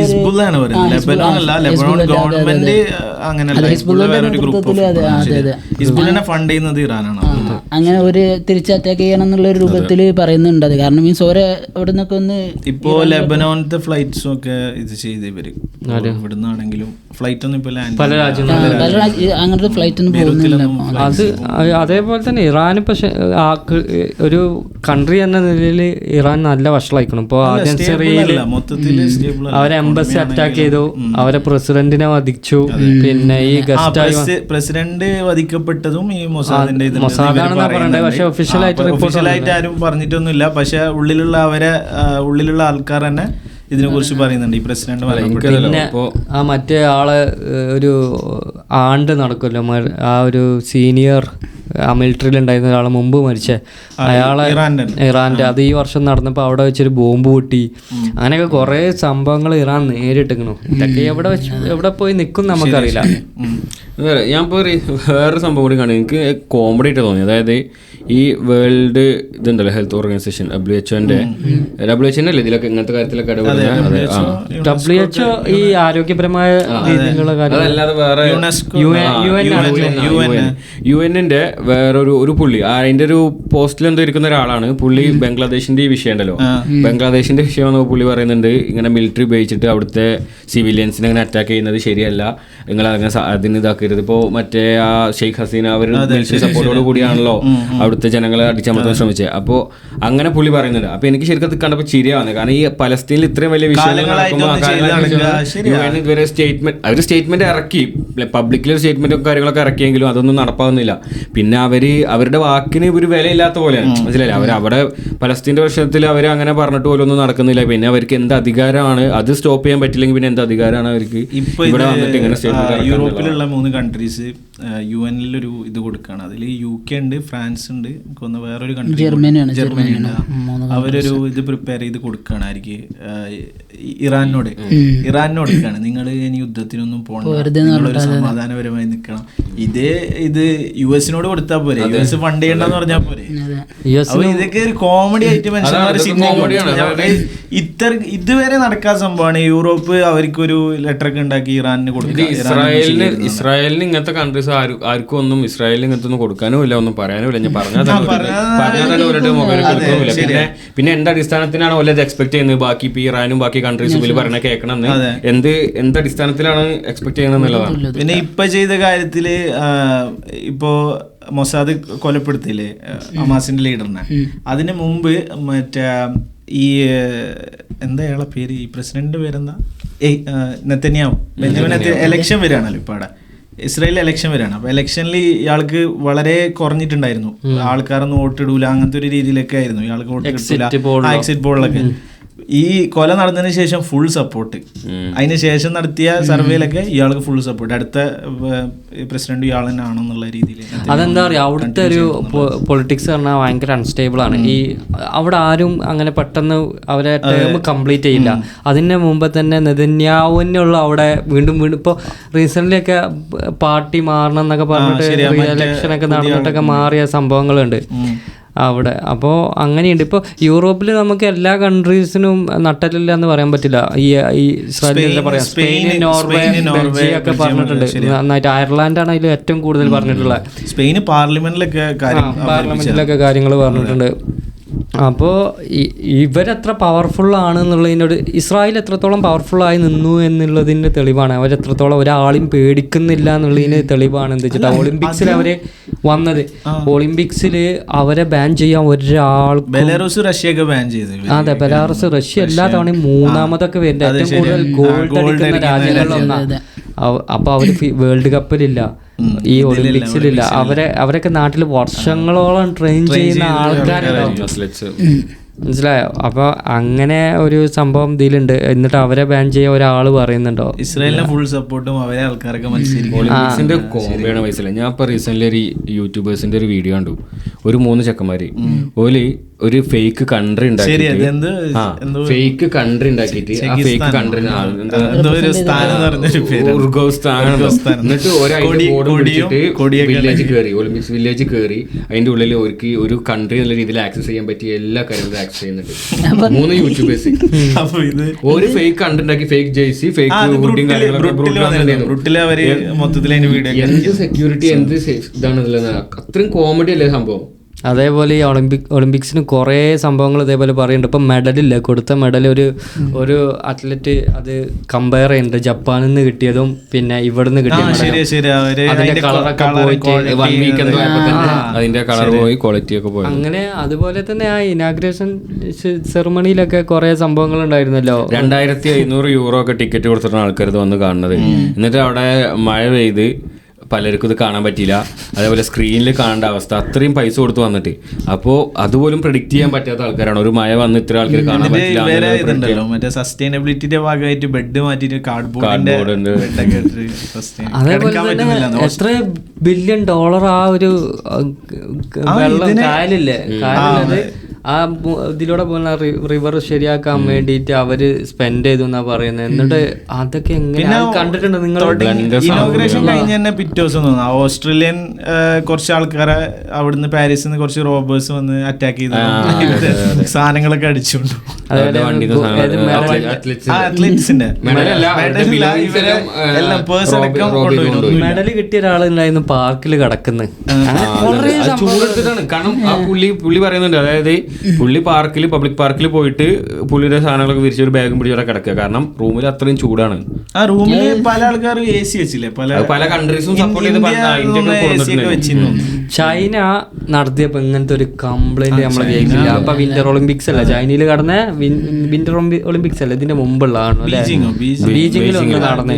അപ്പൊ ബീജിംഗ് ഒരു അങ്ങനത്തെ കംപ്ലൈന്റ് ഒന്നും, ഈവൻ ഇന്ത്യയിൽ നടക്കുകയാണെങ്കിൽ തന്നെ ഇങ്ങനത്തെ കംപ്ലൈന്റ് ഒന്നും പറയില്ല കേട്ടോ. ആ ഇപ്പൊ ഈ നമ്മളെ ഇതൊക്കെ വന്നിരുന്നല്ലോ ഇന്ത്യയിൽ മുമ്പ്, കോമൺവെൽത്ത് ഒക്കെ നടന്നപ്പോ അങ്ങനത്തെ കംപ്ലൈന്റ്സ് വന്നിട്ടില്ല. ഇന്ത്യ അതൊക്കെ കെയർ ചെയ്യും. പക്ഷെ ഈ ആൾറെഡി ഡെവലപ്ഡ് ആയ കൺട്രീസിലൊക്കെയാണ് ഇങ്ങനത്തെ. യൂറോ കപ്പ് കഴിഞ്ഞപ്പോഴും ജർമ്മനിനെ കുറെ കമ്പാരിസൺ ചെയ്തിട്ടുണ്ട്. ഖത്തർ വേൾഡ് കപ്പ് വേറൊരു ലെവലേ ആ കാര്യത്തിലൊക്കെ, ഹോസ്പിറ്റാലിറ്റി അങ്ങനത്തെ കാര്യങ്ങളിലൊക്കെ. ഒരു ലൈവായിട്ടൊരു വീഡിയോ ഉണ്ടായിരുന്നല്ലോ, മറ്റേ മഴ പെയ്ത് വെള്ളം മൊത്തം സ്റ്റേഡിയത്തിൽ മൊത്തം വാട്ടർഫോൾ എന്നുള്ള രീതിയിൽ അവര് പറയാണ്. അതേപോലെ തന്നെ 2034 വേൾഡ് കപ്പ് വരുന്നുണ്ടല്ലോ സൗദിയിൽ. അതിനുള്ള സ്റ്റേഡിയംസ്, അതിന്റെ കൺസെപ്റ്റ് കണ്ടില്ലേ? അപ്പോൾ ആ ഒരു കൺസെപ്റ്റില് അവര് ഒന്ന് ലൈനിന്റെ ഉള്ളിലുണ്ട്, അവിടെ ഒരു മെയിൻ സ്റ്റേഡിയം വരുന്നുണ്ട്. പിന്നെ ഒരുപാട് ലൈക്ക് എങ്ങനെ പറയാ, ആ 2034 എങ്ങനെ ആവും ആ ഒരു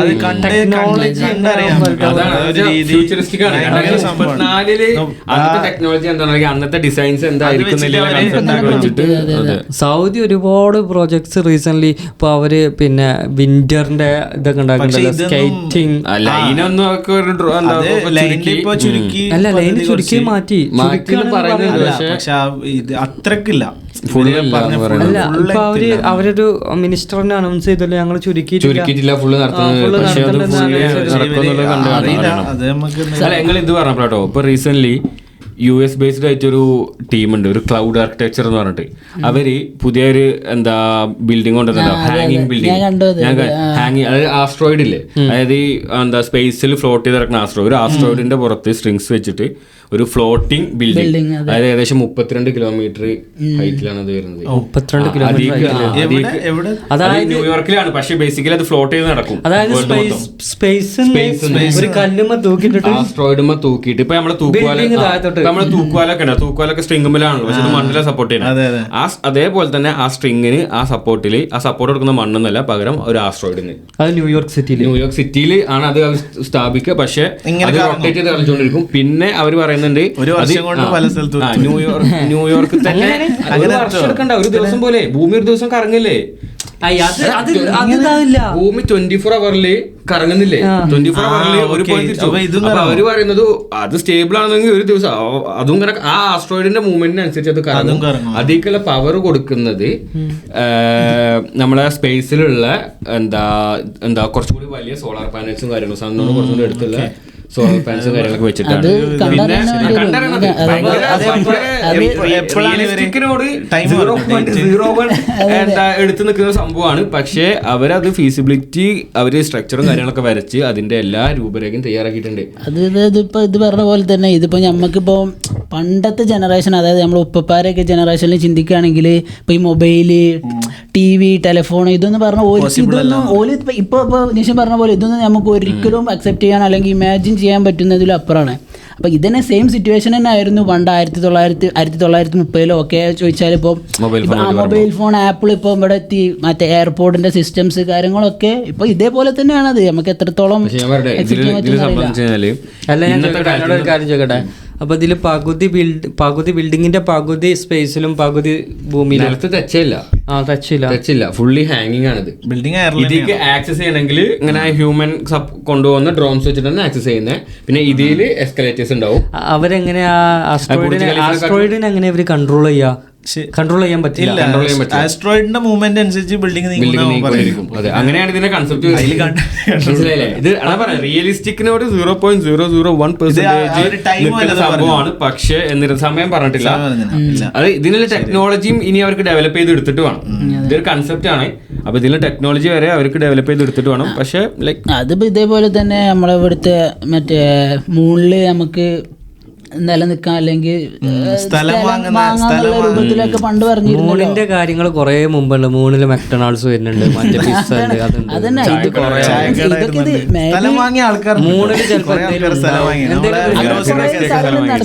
മൂണിന്റെ കൺസ്പിറസി കുറെ ഉണ്ട്. 3 വർഷങ്ങളായിട്ട് ഇസ്രായേലും US-ഉം മൈൻ ചെയ്യുന്നുണ്ട്. എന്തൊക്കെ ഒരു ഇത് കിട്ടാൻ വേണ്ടിയിട്ട് മൈൻ ചെയ്യുന്നുണ്ട് പറയുന്നുണ്ട്. അത് പുറത്തേക്ക് വിടാത്താണെന്ന് പറയുന്നുണ്ട്. ഇതൊന്നും ചൊവ്വയില് റീസെന്റ് മാർസിൽ റീസെന്റ് വെള്ളത്തിന്റെ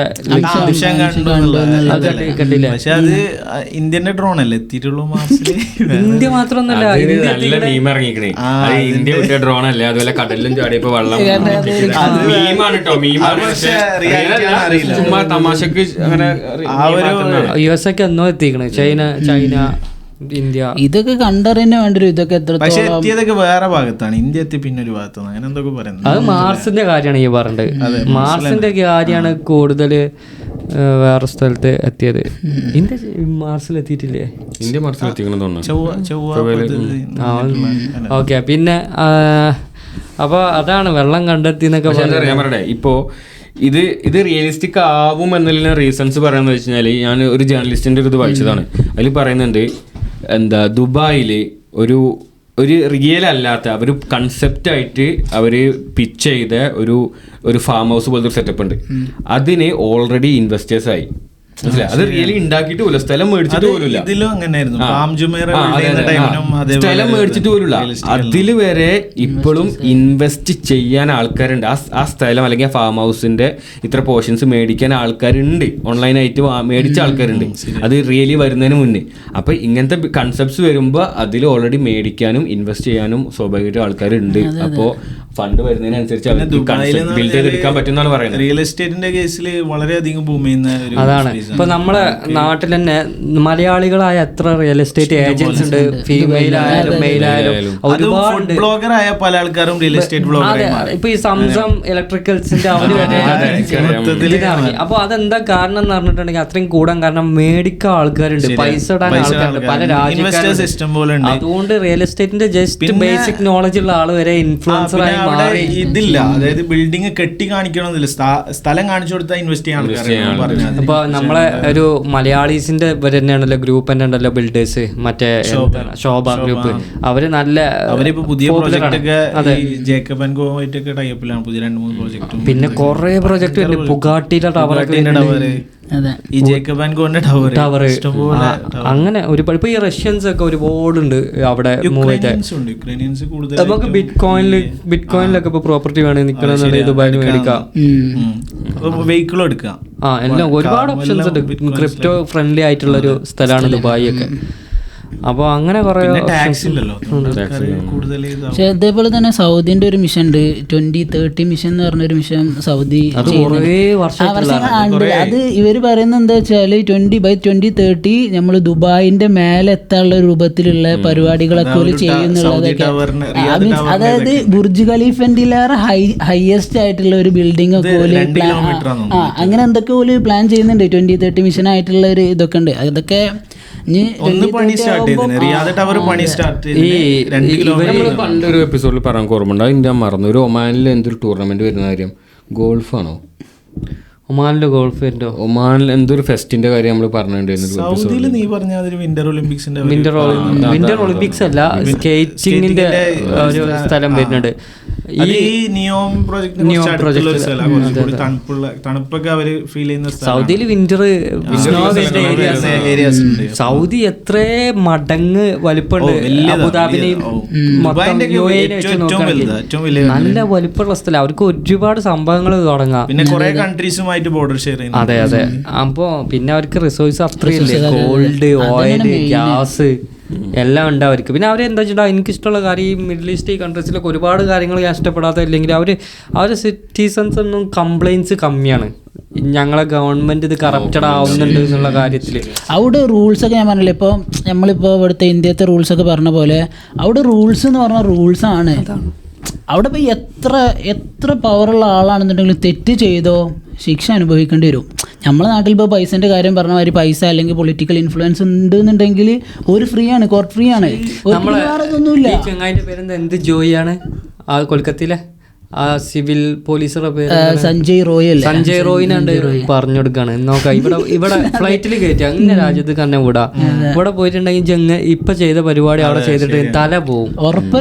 ആ പെണ്ണുങ്ങളൊക്കെ അവിടെ അവൈലബിൾ ആയിക്കാരെന്ന് പറഞ്ഞിട്ട് ഒന്നാണ്ട് വിട്ടിട്ടുണ്ടെങ്കിൽ ഓൻ ചെയ്യോ? അത് ഞാൻ പറഞ്ഞു, എന്റെ പേഴ്സണൽ ഒപ്പീനിയൻ പറയട്ടെ, അത് റൂൾസ് സ്ട്രിക്റ്റ് ആണെന്നുണ്ടെങ്കിൽ ഒരാളും ഒരു ക്രൈമും ചെയ്യൂല. ഇതിവിടെ എന്താണ്, ഇവിടെ ഇപ്പം മീൻസ് ഒരു പൈസ ഉള്ള ഒരാൾ അല്ലെങ്കിൽ എന്താ പറയുക ഒരു പവറുള്ള ഒരാൾ ഇവന് എന്ത് തെറ്റും അവൻ ചെയ്യുന്നുണ്ട്. ഇവൻ എന്താ, ഇവൻ്റെ ബാക്കിൽ പൈസ ഉണ്ട്, അല്ലെങ്കിൽ ഇവൻ്റെ ഉപ്പ അല്ലെങ്കിൽ കുടുംബക്കാരെങ്കിലും ഉപ്പ അതേപോലെ MLAs ആരെങ്കിലും ഒക്കെ ഉണ്ടാവാം. അവർ ഇവനെ പ്രൊട്ടക്ട് ചെയ്യുന്ന അവർക്ക് അറിയാം. ചെയ്യുന്നത് ഇത് ചെറിയ തട്ടിൽ തന്നെ ഈ പവർഫുൾ ആയ ആൾക്കാരെ യൂസ് ചെയ്യുന്നത്, ജനങ്ങൾ യൂസ് ചെയ്യുന്നത് തുടങ്ങുന്നുണ്ട്. ഇപ്പൊ നമ്മളെ നാട്ടിൽ തന്നെ നമ്മളെ പോലീസ് പിടിച്ചു വിചാരിച്ചു ലൈസൻസ് ഇല്ലാത്ത എന്തിനെങ്കിലും നമ്മൾ ആദ്യം വിളിക്കാൻ പോകേണ്ടത് നമുക്ക് പാർട്ടി രാഷ്ട്രീയപരമായി ഈ പോലീസിനോട് രാഷ്ട്രീയപരമായി ഈ പോലീസിനോട് സംസാരിക്കാനുള്ള ആളെ നമ്മൾ വിളിക്കുള്ളൂ. അതൊക്കെ നമ്മളൊക്കെ പേഴ്സണലൊക്കെ പോലീസ് ഹെൽമെറ്റ് ഇല്ലാതെ പിടിച്ചപ്പോഴൊക്കെ ഞാനും എല്ലാരും വിളിക്കും. എത്ര വല്ല നമ്മൾ ഇങ്ങനെയൊക്കെ സംസാരിച്ചാലും വിളിക്കും. പക്ഷെ അതെന്താ അറിയോ, ഇത് എല്ലാ മേഖലയിലും ഇതിപ്പോ നമ്മള് പോലീസ് കൈ കാട്ടുമ്പോൾ വിളിക്കുന്നത് മുതൽ ഒരു ആള് റേപ്പ് ചെയ്തിട്ടുണ്ടെങ്കിൽ വരെ വിളിക്കാൻ ആൾക്കാരുണ്ട്. ഇപ്പൊ നമ്മളെ ഇവരെ ആ സൗമ്യയുടെ അല്ലല്ലേ മറ്റേ ട്രെയിനിൽ നിന്ന് ഗോവിന്ദചാമി ഈ പീഡനത്തിന് പിടിക്കപ്പെട്ടപ്പോ അയാൾക്ക് എന്താണ്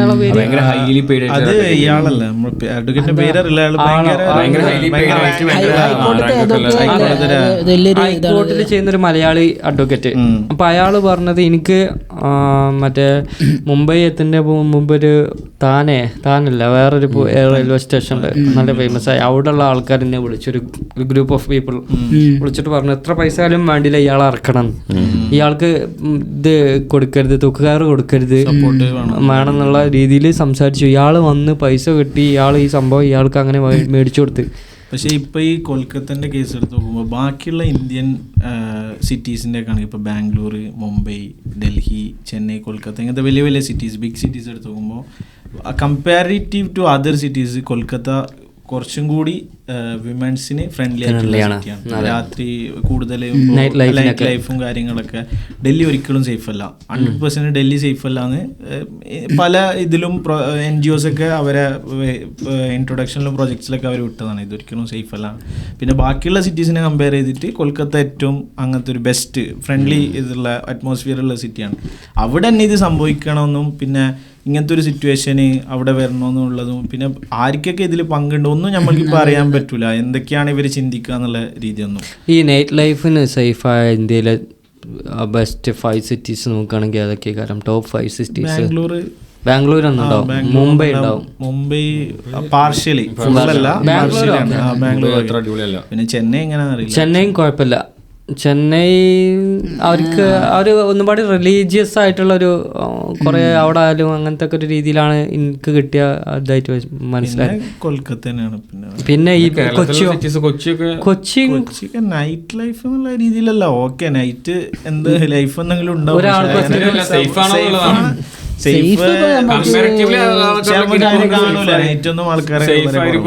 കൊച്ചി തിരുവനന്തപുരം ഒരാൾക്ക് ഒറ്റക്ക് ഒരു പെൺകുട്ടിക്ക് ഒറ്റക്ക് ഇരുട്ടത് നടക്കാൻ പറ്റുന്ന വെച്ചാൽ. പക്ഷെ നമ്മളിങ്ങനത്തെ ഒന്ന് ആലോചിച്ചാൽ മതി. ഞാൻ ബേസിക്കലി ഇങ്ങനത്തെ ഇതുവരെ കൊച്ചി തിരുവനന്തപുരത്ത് നിന്നും അങ്ങനത്തെ ഇത്ര ബ്രൂട്ടലായിട്ടുള്ള ന്യൂസും കാര്യങ്ങളൊന്നും കേട്ടിട്ടില്ല. അത് ആളില്ലാത്തോണ്ടാ, അതാണില്ല. ഒന്നാമത് അതാണ്. ഇപ്പോൾ ഒരാള് ഒരു കുട്ടി രാത്രി ഒറ്റക്ക് ബസ്സിൽ വരുന്നുണ്ടെങ്കിൽ ഒരു ഗാർഡിയനായിട്ട് ഒരാളെ വിളിച്ച് പറയും ഞാൻ ഇപ്പം എത്തും. നമുക്കൊരു ബേജാറാണ് ഇത് പിക്കപ്പ് ചെയ്യാൻ പോകുന്ന ആണുങ്ങൾക്കും പെട്ടെന്ന്. എന്തുകൊണ്ടാണ് നമ്മളെ നാട്ടിൽ ദുബായിൽ കണ്ടിട്ടില്ല. അതെനിക്കും അറിയാം. ഇപ്പൊ ഞാൻ എന്റെ കേസിൽ തന്നെ അപ്പോള് ഞാൻ പണ്ട് കുറച്ചും കൂടി ചെറിയ പ്രായത്തിലൊക്കെ കസിൻസിനൊക്കെ ചിലപ്പോൾ ഓരോ പെരുന്നാളുടെ സമയത്തൊക്കെ വീട്ടിൽ നിന്ന് ഇങ്ങോട്ട് കൂട്ടിക്കിട്ടാൻ വേണ്ടിയിട്ട് വണ്ടി വിടുന്ന സമയത്ത് കാറിലോ അല്ലെങ്കിൽ വേറെ ഡ്രൈവർമാരെ വെച്ചിട്ടേക്ക് വണ്ടി വിടുക. അപ്പോൾ മിക്കവാറും ഞാൻ നാട്ടിൽ അവൈലബിൾ ആവുന്ന സമയത്ത് ഇന്നോടൊന്ന് പോകുമെന്ന് ചോദിക്കും ഡ്രൈവറെ കൂടെ. എന്നിട്ട് അവിടെ ഓലെ വീട്ടിൽ പോയിട്ട് മീൻസ് ഭർത്താവിൻ്റെ വീട്ടിൽ പോയിട്ട് ഓല ഇങ്ങോട്ട് കൂട്ടി കൊണ്ടുപോകും. നമ്മൾ ആരെങ്കിലും കസിൻസൊക്കെ കൂടെ പോകും. അത് കൺസേൺ ആണ് ബേസിക്കലി. ഡ്രൈവർമാർ മോശമായിട്ടല്ല, ബട്ട് നമുക്കറിയില്ലല്ലോ നമ്മൾ അങ്ങനെ. ഏതായാലും പിന്നെ ഇനി ഒരു നല്ലൊരു ഫ്യൂച്ചർ ഇന്ത്യക്ക് ഉണ്ടാവണം എന്നുള്ളത് നമ്മളൊക്കെ ആഗ്രഹം, മനസ്സിലായോ? അപ്പൊ ഇനിയൊരു ജനറേഷൻ വരുന്നത് ഇതൊക്കെ ചോദ്യം ചെയ്യും, നിങ്ങൾ എന്താ ഈ ചെയ്ത് കൂട്ടിയിരുന്നത്. നല്ല ഫ്യൂച്ചർ ഉണ്ടായില്ല എന്നുണ്ടെങ്കിൽ ഭാവിയിലുള്ള ഒഴുക്ക് കൂടും, പുറത്തേക്കുള്ള ആൾക്കാർ ഇനിയും കൂടും. അതുപോലെ ആരും നിൽക്കാൻ ഇതാക്കൂല. ഇന്ത്യയിൽ വളരെ സേഫ് അല്ല എന്നുള്ള രീതിയിൽ ഇപ്പൊ പല ആൾക്കാരും കേരളത്തിൽ നിന്ന് തന്നെ പല ആൾക്കാരും ഡൽഹിയിലും മുംബൈയിലും കൊൽക്കത്തയിലൊക്കെ പോയി പഠിക്കുന്നുണ്ട്, കേരളത്തിൽ തന്നെ. ഇപ്പൊ ഈ നമ്മൾ ഈ ലൈംഗിക ദാരിദ്ര്യം പറഞ്ഞാൽ അത് എല്ലാ രാജ്യത്തും ഉണ്ട്, ഇല്ല എന്ന് പറഞ്ഞില്ല. പക്ഷെ അതിനെ ഗവൺമെന്റിനെ പേടിച്ചിട്ടാണ് കുറെ ആൾക്കാർ ആ റൂൾസിനെ പേടിച്ചിട്ട്. ഇപ്പോൾ ഏറ്റവും കൂടുതൽ പോണിന് അഡിക്റ്റ് ആയ കൺട്രീസ് നോക്കാൻ ഫസ്റ്റ് പാകിസ്ഥാനാണ് വരുന്നത്. അവിടെ ഉണ്ട് റേപ്പ് കേസ് ഇല്ല, നല്ല ഉണ്ട്, ഇങ്ങനത്തെ കേസൊക്കെ ഉണ്ട്. പക്ഷെ അതിൽ അറബ് കൺട്രീസ് കുറേ വരുന്നുണ്ട്. പക്ഷെ ആ ചില കൺട്രീസ് ഇന്ത്യ 6ാമത് വരുന്നുണ്ട്, മനസ്സിലായോ? പോളണ്ട് ഉണ്ട് 10ാമത്. പോളണ്ടാണ് 10ാമത് ഏറ്റവും കൂടുതൽ പോൺ കാണുന്ന കൺട്രി. പക്ഷെ ഇവിടെ എത്ര പേര് റേപ്പ് ചെയ്യപ്പെടുന്നുണ്ട് നമുക്കറിയാം. അറിയുന്നില്ലല്ലോ കൂടുതലായി. അറിയേണ്ട അവിടെ ഇല്ല, ഇവിടെ ആൾക്കാരെ അറിയാം എന്ത് ചെയ്താലും. ഇവിടെ അങ്ങനെ അറിയപ്പെടാം, ഇവിടെ അറിയും. കാരണം എന്താ വെച്ചാല് എനിക്കറിയാം ഒരു നിയർലി ഒരു 1 year ഒക്കെ എന്തോ ആയി ഇതുപോലെ ഒരു പോളണ്ടിലെ ഒരു പെണ്ണിനെ ഒരു കുട്ടീനെ അങ്ങനെ റേപ്പ്, കുട്ടി എന്ന് പറയാൻ പറ്റില്ല, നമ്മളെ കേജിലൊരു ലേഡിയാന്ന് തോന്നുന്നു. ആ ലേഡിനെ അങ്ങനെ റേപ്പ് ചെയ്തിട്ട് പ്രൊട്ടസ്റ്റും കാര്യങ്ങളും മോൾ ടൗണിൽ ഇങ്ങനെ പ്രൊട്ടസ്റ്റും കാര്യങ്ങളും ഇങ്ങനെ മെയ്തിരി കത്തിച്ചിട്ട് പരിപാടികളൊക്കെ നടന്നിട്ടുണ്ട്.